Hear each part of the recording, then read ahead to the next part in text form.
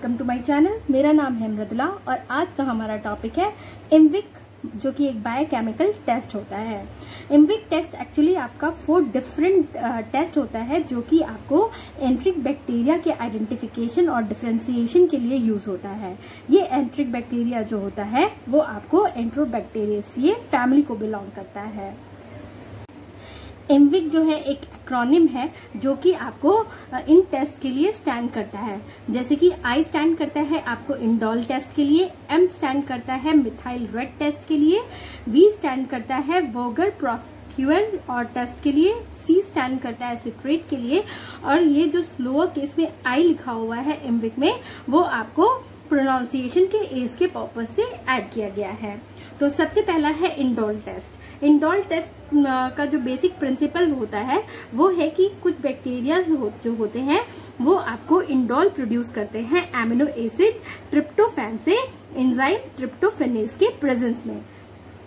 जैसे कि tryptophan water और ट्रिप्टोफेनेज एंजाइम के प्रेजेंस पे आपको इंडोल पायरुविक एसिड और अमोनिया प्रोड्यूस करता है। इंडोल का प्रोडक्शन है वो आप डिटेक्ट कर सकते हैं इनरिलिक एजेंट या फिर रिएजेंट या फिर कोवैक रिएजेंट की हेल्प से।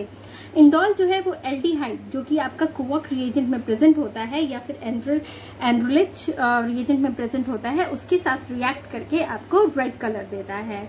एक एल्कोहलिक लेयर कंसेंट्रेट होता है जिसकी वजह से रेड कलर की रिंग टॉप पे फॉर्म होती है। कोवैक रिएजेंट में मेनली आपका पैराडाइमिथाइल एमिनो मेल्डेल्डिहाइड, आइसोएमाइल अल्कोहल और कंसंट्रेटेड हाइड्रोक्लोरिक प्रेजेंट होता है। तो ये जो आपका एल्डिहाइड है इसी के साथ इंडोल रिएक्ट करके आपको रेड कलर देता है और इसकी वजह से आपको जो भी ट्यूब होती है कल्चर मीडिया की उसके ऊपर रेड कलर का एक रिंग का फॉर्मेशन होता है। प्रोसीजर इंडोल टेस्ट हम कैसे करते हैं?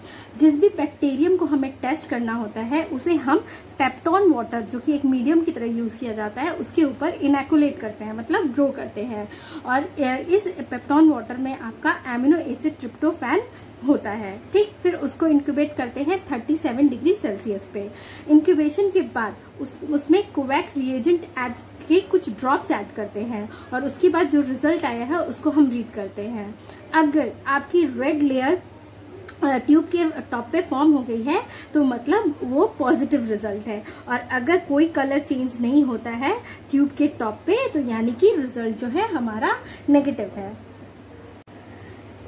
इनरिच रिएजेंट जो होता है वो आपको इंडोल प्रोडक्शन को डिटेक्ट करने में ज्यादा आपको सेंसिटिव होता है एनएरोब्स और नॉन फर्मेंटर्स में। एग्जाम्पल में हम ई कॉली को टेस्ट करते हैं इंडोल टेस्ट के थ्रू तो पॉजिटिव रिजल्ट आता है, लेकिन वही अगर हम क्लेप्सिला न्यूमोनिया को टेस्ट करते हैं तो रिजल्ट हमारा नेगेटिव आता है। सेकंड टेस्ट है हमारा मिथाइल टेस्ट, जिसे कि एमआर टेस्ट भी कहते हैं। इसका जो प्रिंसिपल होता है वो है कि ये किसी भी ऑर्गेनिज्म जो होता है वो कितना आपको एसिड प्रोड्यूस कर सकता है और मेंटेन कर सकता है एंड प्रोडक्ट के रूप में जब ग्लूकोज फर्मेंटेशन होता है। तो यानी कि इसमें बेसिकली हम उन बैक्टीरिया की स्टडी करते हैं जो मिक्स एसिड प्रोड्यूसर्स होते हैं। ठीक, तो कुछ बैक्टीरिया जो है वो large amount of acid produce करते हैं ग्लूकोज फर्मेंटेशन से, ताकि वो जिसकी वजह से वो बफरिंग एक्शन जो होता है सिस्टम का उससे ओवरकम कर जाते हैं। तो ऐसे बैक्टीरिया को हम मिथाइल रेड टेस्ट से डिटेक्ट करते हैं। मिथाइल रेड जो है वो एक पीएच इंडिकेटर है जो कि आपको रेड कलर का होता है 4.4 पीएच से लेके या फिर 4.4 पीएच से लेस में। प्रोसीजर क्या है? जिस भी बैक्टीरियम को हमें टेस्ट करना होता है उसको हम इनोकुलेट करते हैं ग्लूकोज फॉस्फेट ब्रॉथ, जो कि आपका एक लिक्विड मीडियम होता है जिसके अंदर ग्लूकोज और फॉस्फेट बफर प्रेजेंट होते हैं, और फिर उसका इंक्यूबेशन जो होता है वो 37 डिग्री सेल्सियस के लिए हम 48 आवर्स के लिए करते हैं। 48 आवर्स में क्या होता है कि जो मिक्स एसिड प्रोड्यूसर्स ऑर्गेनिज्म होते हैं वो सफिशिएंट एसिड प्रोड्यूस कर लेते हैं आपके फॉस्फेट बफर से बाहर निकलने के लिए और एसिड रहने के लिए, मतलब एसिडिक रहने के लिए। तो जो पीएच होता है मीडियम का, फिर उसको हम टेस्ट करते हैं 5 ड्रॉप मिथाइल रेड रिएजेंट को डाल के। अगर जो है रेड कलर डेवलप हो जाता है तो ये पॉजिटिव रिजल्ट देता है, और अगर नेगेटिव रिजल्ट आता है अगर किसी तरह का कोई कलर चेंज ना हो या फिर येलो कलर ही रह जाए रिएजेंट के ऐड करने के बाद। एग्जाम्पल में भी इसमें भी एस्चेरिचिया कोली जो है वो आपको पॉजिटिव रिजल्ट देता है और क्लेप्सिला न्यूमोनिया जो होता है वो नेगेटिव रिजल्ट देता है। वोगेस प्रोस्क्यूअर टेस्ट, जिसको कि वीपी टेस्ट भी कहते हैं, इसका मेन जो प्रिंसिपल होता है कि ये टेस्ट यूज होता है ब्यूटिलिन ग्लाइकोल प्रोड्यूसर्स को डिटेक्ट करने के लिए। मतलब जो भी आपके ऑर्गेनिज्म है वो आपको ब्यूटिलिन ग्लाइकोल प्रोड्यूस करते हैं, उनको हम डिटेक्ट करने के लिए टेस्ट करते हैं। एसिटिल मिथाइल कार्बोनिल, जिसको कि हम एसिटोइन भी कहते हैं, वो आपका ब्यूटिलिन ग्लाइकोल के प्रोडक्शन का एक इंटरमीडिएट होता है। इस टेस्ट में दो रिएजेंट 40% के आपको पोटेशियम हाइड्रोक्साइड और अल्फा नेप्थॉल को ऐड किया जाता है ब्रॉथ में इंक्यूबेशन के बाद, ताकि जो एटमॉस्फेरिक ऑक्सीजन है वो आपको एक्सपोज्ड हो जाए। ठीक, अगर एसिटोइन प्रेजेंट होता है तो ये आपको ऑक्सीडाइज हो जाता है एयर और पोटेशियम हाइड्रोक्साइड के प्रेजेंस में डाई एसिटिल में। मतलब ग्लूकोज से आपको एसिटोइन का फॉर्मेशन होता है, फिर जब उसमें पोटेशियम हाइड्रोक्साइड और एटमॉस्फेरिक ऑक्सीजन के प्रेजेंस और अल्फा नेप्थॉल के प्रेजेंस में ये डाई एसिटिल और वाटर का फॉर्मेशन होता है। ये डाई एसिटिल फिर ग्वानिडीन कंपोनेंट जो पेप्टोन का होता है उसके साथ इंटरेक्ट करके आपको पिंक कलर देता है। ठीक, तो ये जो अल्फा नेप्थॉल होता है वो आपको एक कैटलिस्ट की तरह काम करता है और कलर इंटेंसिफाई की तरह काम करता है, मतलब कलर को इंटेंसिफाई करता है जिससे कि वो ज्यादा विजिबल हो सके। प्रोसीजर, इसमें जिस भी बैक्टीरियम को हमें टेस्ट करना होता है उसको हम ग्लूकोज फॉस्फेट ब्रॉथ जो कि एक लिक्विड मीडियम होता है उसमें इनोकुलेट करते हैं और इंक्यूबेट करते हैं 48 आवर्स के लिए। उसके बाद उसमें 0.6 ml अल्फा नेप्थॉल ऐड करते हैं जो टेस्ट ब्रॉथ होता है, और फिर उसको शेक करते हैं। उसके बाद 0.2 ml 40% sulphuric potassium hydroxide add करते हैं उस ब्रॉथ में और फिर उसको शेक करते हैं। फिर उस ट्यूब को अलाउ करते हैं कि वो 15 मिनट्स के लिए आप स्टैंडिंग पोजीशन में उसको होल्ड कर देते हैं। रिजल्ट में अगर आपका रेड कलर आता है तो वो पॉजिटिव है, और अगर नेगेटिव ट्यूब्स जो होते हैं उस जिसमें रेड कलर नहीं आया होता है वो नेगेटिव ट्यूब्स होते हैं, तो उन्हें हम 1 आवर के लिए फिर से हेल्ड करते हैं, क्योंकि जो मैक्सिमम कलर डेवलपमेंट होता है वो आपका जो रिएजेंट होता है उसके एडिशन के 1 आवर के अंदर होता है।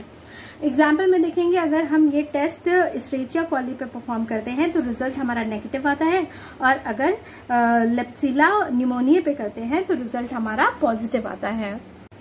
सिट्रेट यूटिलाइजेशन प्रिंसिपल, इसमें सिट्रेट यूटिलाइजेशन में मेनली हम डिटेक्ट करते हैं किसी भी ऑर्गेनिज्म की एबिलिटी को कि वो सिट्रेट को कितना यूटिलाइज कर सकता है कार्बन और एनर्जी के सोर्स। जिस भी बैक्टीरिया को हमें जानना होता है उसको हम इनोकुलेट करते हैं मीडियम जिसमें कि अंदर आपका सोडियम सिट्रेट प्रेजेंट होता है और एक pH indicator bromothymol blue present होता है।